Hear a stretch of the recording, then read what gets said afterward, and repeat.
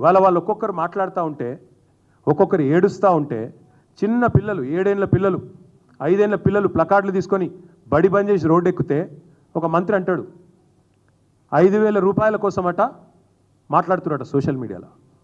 అందరూ మీ లెక్క ఉండరు, కాంగ్రెస్ వాళ్ళ లెక్క 50 కోట్లకు పీసీసీ ప్రెసిడెంట్ అమ్ముకోవడం, 500 కోట్లకు ముఖ్యమంత్రి పదవి అమ్ముకోవడం, మంత్రులు ఒక్కొక్కరు పంచుకోవడం, పర్సంటేజీలు పంచుకొని ఒకరినొకరు కాపాడుకునే ప్రయత్నం చేయడం.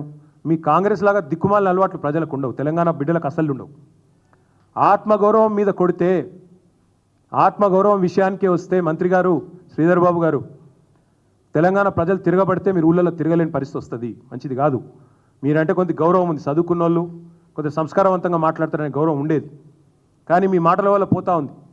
మొన్ననేమో ఇద్దరు బీఆర్ఎస్ ఎమ్మెల్యేలు కొట్లాడుతున్నారు అని అతి తెలివి, నిన్ననేమో వీళ్ళు 5,000 రూపాయల కోసం సోషల్ మీడియాలో 5,000 రూపాయల కోసం ముఖ్యమంత్రిని బూతులు తిడుతున్నారని మాట్లాడతావా?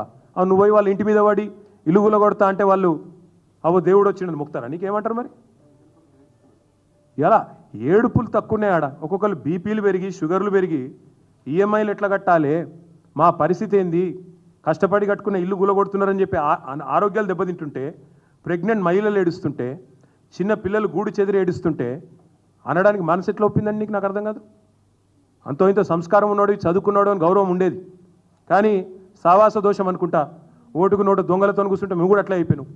పక్కన కూర్చొని చెడిపోయింది శ్రీధర్ బాబు గారు కూడా. ఇది మంచిది కాదు. ఇప్పటికే 3 చనిపోయినారు. బుచ్చమ్మ గారు కూకట్పల్లిలో చనిపోయింది, వాస్తవం కాదా?